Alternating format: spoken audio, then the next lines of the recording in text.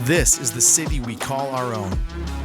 These are the stories of the people we call our neighbors. This is the heartbeat of our hometown. Naperville, this is Real Talk. All right, welcome back to Naperville Real Talk. This is your November, I almost forgot what month it is, monthly market update for Naperville Real Estate. And as always, I got my monthly co-host with me, Mr. Todd Gosden of Compass Mortgage. Todd, how are you today? I am doing great. Thank you very much. It's great to be back here. You ever forget what month it is, Todd? You know what? Last time we talked, I think it was 80 degrees. Now we're looking for snow. So I know. I'm not sure what happened over the last week, but here we are. Man. I know. I'm telling you. I'm telling you. Well, it's we're hurtling towards the end of 2022, and man, there's so much going on. I really value this monthly podcast, this monthly episode of the podcast, because I think these last couple of years have been so hectic. And this fall, I mean, we had changes in the market. We have changes going on with an election, all kinds of crazy things. And man, I just think it's good to kind of touch base and let everybody know what's actually happening. So, Todd, you and I are going to talk a little bit towards the end of the show today about what's happening with some changes in financing qualifications, specifically when it comes to credit scores, and you're going to give us kind of a preview of what might be on the horizon there. Yep. So what I want to do first is just kind of dive right into the numbers, and we're going to talk about reality versus what you're hearing in the news, right? Which is probably something that any professional, no matter what field you're in, is always trying to combat, is to help your people really understand what's actually going on, right? Versus what we hear in a 30-second newscast. Would you agree with that? Yeah, amen. We're not trying to sell articles or commercials at this point. We can give it to you the way it really is and not sensationalize all the words to make it sound worse than what it really is. Amen. And that's all we can do, is give the best information possible and help you make a great decision. We're not here to scare. We're not here to sprinkle fairy dust on something that's not great. It's Definitely not. It's just the reality. So let's talk a little bit. I did a short video on this a few weeks ago, but some information came out in September about what's going on in the housing market. And one of the big headlines that came out of this, and this was the S&P CoreLogic's home values report that comes out, and Sure. They were talking about how what they kept saying in the news was, well, values went down, and the number they were given was like 4%. Well, it's not right. So I'm hearing that, and I'm not seeing that, and I'm going, well, what do they mean values have gone down? So what they really meant was the increase in values year over year, and we've talked about this. We track real estate data, for the most part, on an annualized basis, because it has to account for the seasonality, because December in real estate is a little different than April in real estate. Not worlds apart, but enough to skew the data if you're not looking on a 12-month basis. So what they did is they took the numbers from July of 2021 to July of 2022, and then the same numbers from August 21 to August 22. And what they tracked was a 4%, almost 3.7% reduction in the increase of home values. So all that means is that home values are slowing down a little bit in their increase pace. Okay, so Right. Home values did not go down; they just slowed in their increase. Those are two very, very different things, right? Yes. But of course, all the news sites, and it didn't matter whether it was conservative, liberal, whatever, they were all kind of running with this topic, and so I'm thinking, what are you doing? You're terrifying people out here that we're in some sort of a crash that we're not in. No. So that said, I took some similar data for Naperville specifically to try to talk through some of these things so people can understand. But we're going to talk about, first we're going to talk about median percentage of list price, okay? So Yeah. This is what's happening in sales. How are sales going? Are people able to negotiate? Are people still paying over list price? Well, the good news for buyers is the median percentage of the last list price, okay, that means if there's been reductions, what the sale price is based on that final list price that you make your bid at, has gone down for the 5th straight month. So it's actually the lowest since February 2021.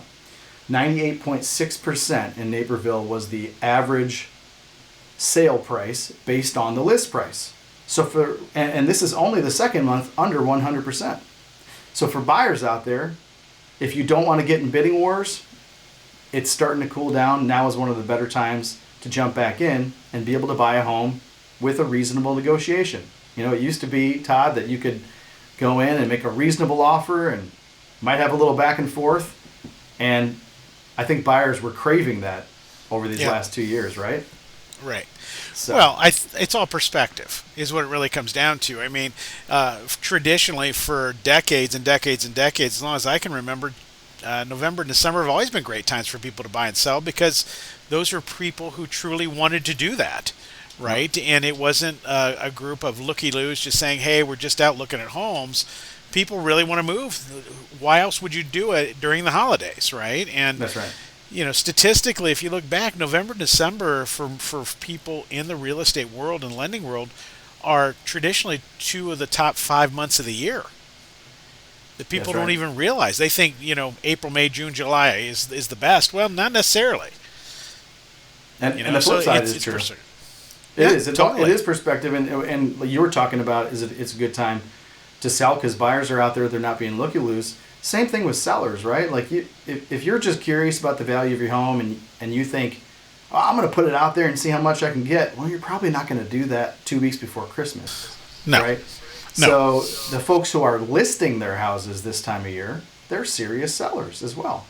Yeah, they want to move. So they want to move. And so if you're out there as a buyer, you've got a good chance of encountering a reasonable seller who has a feel for what's going on in the market now versus 6 months ago. And that's showing in the data here. Yeah, totally. One thing, again, and this is kind of just to bolster the fact that we're not in a crash. We've talked about this before, but just to give you some concrete data. So the monthly average of homes for sale in Naperville, I hear people all the time, inventory is increasing. And it is to a certain extent. But you've got to look at it in historical context. So when you look at 2008, October of 2008, the average, again, is a 12-month average, 1,551 homes for sale in Naperville. Todd, any guesses over under here of the October 2022 homes for sale? Not 1551. Yeah, go ahead and tell them all what it is. I'm not even going to try and guess that. I have a very good idea what it is, but go ahead. Well, it's significantly less, 248. So there are 4 times fewer homes, 5 times fewer homes available last month than there were in October of 2008. So, right. And that's not to scare folks who are looking. There's still great opportunities out there. Buyers are putting contracts on homes all the time right now. But for the folks who are worried, oh gosh, things are slowing down and values are going to drop. There's just no way the values are going to significantly drop with this few homes on the market. It's well, I think this is also potentially redefining what a buyer's market really is going to look like in the future. When you go back into those days, if you were in the world of real estate, if you remember back then, is that there were significantly more homes than buyers for sale, right? We have done a 180 swap on this. I mean, there are infinitely more houses, more buyers than we can keep up with even constructing of houses at this point, right? So when you look at the big picture of things is that, if we were at a 2-month supply of houses on the market, everybody being like celebrating right now, right? That's right. We're not even close to that. And so you have to really think about is that the amount of buyers are sitting on the sideline, and most believe that, going back to your original statement about what's going on in the market and housing values, you can't see declining values in a market where there's a demand issue. It's not an inventory issue, it's demand. Right. And people want to buy, and there are infinitely more buyers than houses. Well, and they forget that, and again, we're seeing this, the millennial generation is the largest generation of Americans. So all those people in the last 5 years or so, 5-10 years, have come of what we would say is home purchasing age. Yep. And the millennials actually have done a better job with their savings than many previous generations, and so they're ready to buy. Correct. So we're probably, like to your point, we're not going to see that type of buyer's market that there was 15 years ago, possibly ever, or Ever. at least another couple generations, to where repopulation is slowing down or something. But yeah, that's right. And so I think you're right. We are going to redefine buyer's market. We're going to probably see what might look like a buyer's market more, maybe 3 or 4 months of inventory. If we're lucky. Because you remember, we got generations coming right behind the millennials that are not as big, but not far behind in size. So the reality is, unless we find somebody to start putting up more houses, then this is just going to be our new norm. Yep, that's right. And so I'll kind of underscore that a little bit. The 12-month average of new listings in the market fell to the second lowest, actually, since electronic records have even been kept, higher only than March of 2013. So we had 196 new listings in October, but 129 under contract. So people are still gobbling up those listings. Sure they are. So it's simultaneously, you'll hear a lot of folks say this right now, it's simultaneously both still a good time to sell, and I think a good time to buy as well, because things are, inventory is increasing a little bit from where it was. Those prices are, the percentage like we talked about, are coming down. And we just saw a little fluctuation in rates last week. Rates softened up a little bit as well. So I think that's good news. I think the other thing that everybody has taken into consideration when people start writing the articles or stating about what's going on in the market declining so rapidly, okay, we're coming out of the two greatest years ever in the history of housing. Let's start there. Right. So let's eliminate the high and the low, and let's talk about the averages. When you start looking at these numbers going back to 2019, the last normal year we had, we're right on track with that. That's a good point. And frankly, when we start looking at values, right, if we look from 1990 to current day at a 4% increase year over year, we're seeing values a little bit higher, but they're right on where we should be. Yeah, it's pretty much right on the money. Because we were down. The reality is everybody embrace and enjoy this experience. I mean, we're not trying to sell anything other than give you quality information, but the reality is it's easy to compare to a year ago. Well, there's no comparison. I mean, there'll never be a comparison like that maybe ever again. So let's move beyond that and talk about real life. And real life is what was happening into 2019 is exactly what's happening today. Yeah, you're totally right. And you have to look at it in terms of what's reality. We can't go back and say, well, I wish it was like it was. I mean, that's just not. It's not going to happen, right? I mean, I wish I could go buy Tesla when it was a brand new company, but I can't do that. Well, and it's always easy to look back and be an armchair quarterback, but the reality is, do we really want that market anyway? It wasn't healthy, meaning we were having rates lowered by the government intervention of keeping those rates low, and when you're getting 20 and 30 offers, that's not normal. It's just not normal. And if the rates created that environment, let's be honest, rates are probably going to settle in the fives over the long course of time, considering 7.3 is historically the low, or the average, pardon me.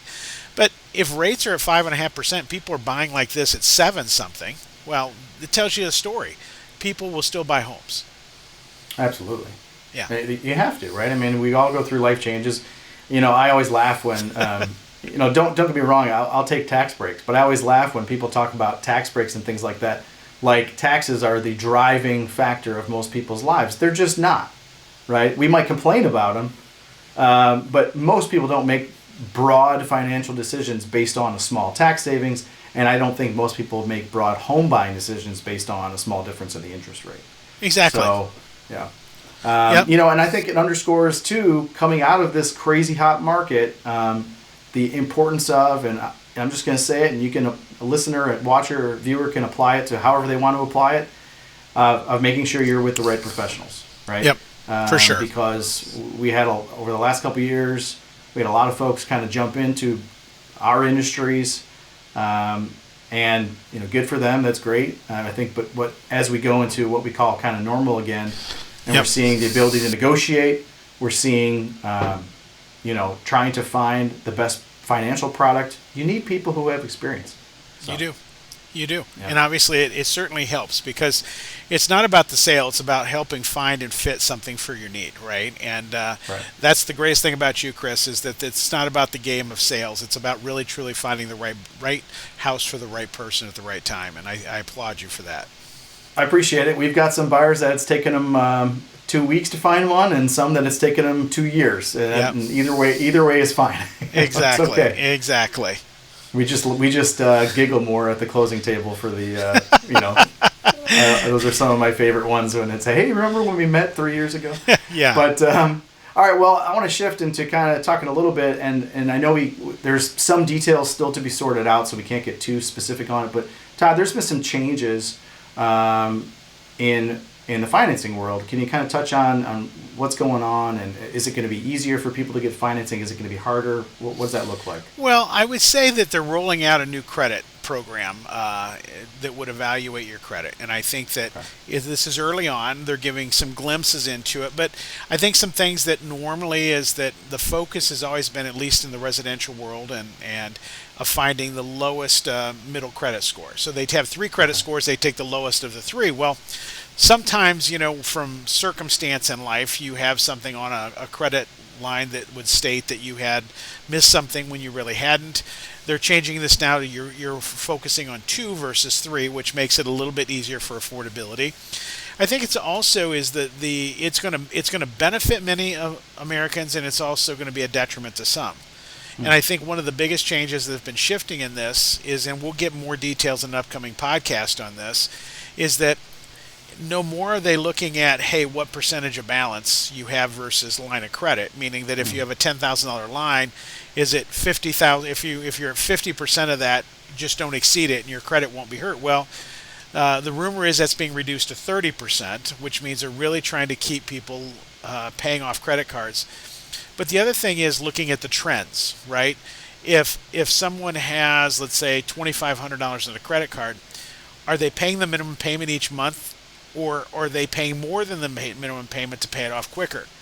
That is called a trend. And what they're looking at is they're basing on a 2-year trend of what your credit has been versus what it's currently doing today. Are you advocating the idea of paying off things as quickly as possible, or are you advocating of, hey, every time I take up credit, it barely moves for 2 or 3 years? Yeah. Right, so they're trying to make it. People don't realize that credit is living and breathing every day. Your credit score can move 3 points today and get better by 3 points tomorrow. If you go on a vacation and use a credit card, it could drop by 15 points, but as soon as you pay it down or pay it off, it goes right back up. It's constantly moving all the time, and you just have to know and remember that because that happens, is that when it's time to buy a home, that you want to make sure that you're getting way ahead of the curve.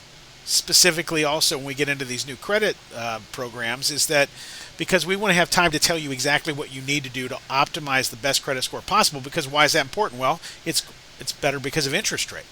It saves you money, right? If you have a 20-point better credit today than you had yesterday, that's going to save you significantly over the next 2 or 3, 4, or 5 years, whatever it's going to be. So I think we'll have a lot to roll out on that with some really important bullet points in the near future. I think as soon as we get through December, we're going to start seeing a whole bunch more details, because I would suspect, being approved by Federal Housing Finance Agency, that we're going to start seeing that come to fruition early in the year coming up. So we'll have to wait and see, but there's lots and lots of details that we'll be able to help with people on this topic in the near future. That's really interesting. I think the thing that's maybe encouraging, and like you said, this could make it tough on some folks, but to be honest with you, I think it's probably going to be long-term better for their overall finances. For everybody. Right? That credit utilization and that idea of, like you talked about, the trends, because, at the end of the day, my goal and your goal is not to try to get somebody in where they're in a spot where they're uncomfortable. Yeah. We want them to feel like, I can handle this, because home buying, home ownership is one of the best ways to build wealth. And what you don't want to do, though, is have that be at the cost of all the rest of your finances. Correct. So if you're going to, I think what I love about your team's approach is, we always want to know, okay, what are the parameters? What's the max? It's always helpful to know the max pre-approval for someone, but the vast majority of the time, we're not trying to really come even close to that max. We're trying to put you in a comfortable spot, right? It's where you can manage the rest of your finances, so that, and this is a Dave Ramseyism, but so that home becomes a blessing rather than a curse. Because when you walk into home ownership unprepared, it can be tough on you. So you've got to get ahead of it. And I like Yeah. what you said. Have conversations with Todd early on. If you're going to buy next year, start having those conversations now so you can get your credit in the right spot, get your down payment in the right spot, rather than waiting till the last minute. Yep, money's money. Keep as much of it as you can for your own pocket. Amen, amen. And again, it's so disappointing, I think, for a lot of folks when they're kind of gung ho and they've maybe done some things a little bit out of order. And I'm ready to, hey Chris, I'm ready to go buy. Well, great, let's get your finances, checked up. And then they find out, darn, I'm not in a place where I'm ready to buy it right now. That's right. Or I can, but it's not going to be as optimal as it could be. Now's a great time for everybody. There are definitely those buyers who say to themselves this time of year, we're going to start looking in February or March. Perfect. If that's you, don't call Todd in February or March. Call Todd now. Right, exactly. So that when March comes around, you're ready. That's totally true. Right. Yeah. It doesn't matter when you buy. Let's just get you prepared so when you are ready, you can go. That's right. That's right. And I know some people always ask me, one of the little things is, I'm worried about a hit to my credit score. Well, number one, getting a pre-approval doesn't affect your credit score that much. And even if you don't want to get the hard credit pull, Todd can still have a conversation with you to understand where things are at, and then that still prepares you for when we're actually ready to go move forward with the pre-approval. That's correct. 100% right. 100% right. Well, good. Well, I'm looking forward to hearing from you about the actual official changes when they roll out. Yep. One more plug I think that you've seen too is I'll just remind people there are still good opportunities out there for increasing. There's increasing opportunities for getting down payment assistance if it's needed. There are county programs, state programs. Some of these things out there for underserved communities as well. Correct. So, make sure to ask about those programs if they're available to you. Certainly want to help you any way we can. There's never been a better time to get ahead of the game because there are tons and tons of opportunities. It's like trying to fit the right puzzle piece into the puzzle that makes the most sense for you. Yeah, that's right. And it's both sides, right? Because we focus so much in real estate on finding the right house. Correct. And I can tell you that not enough people focus on finding the right financing. That's right.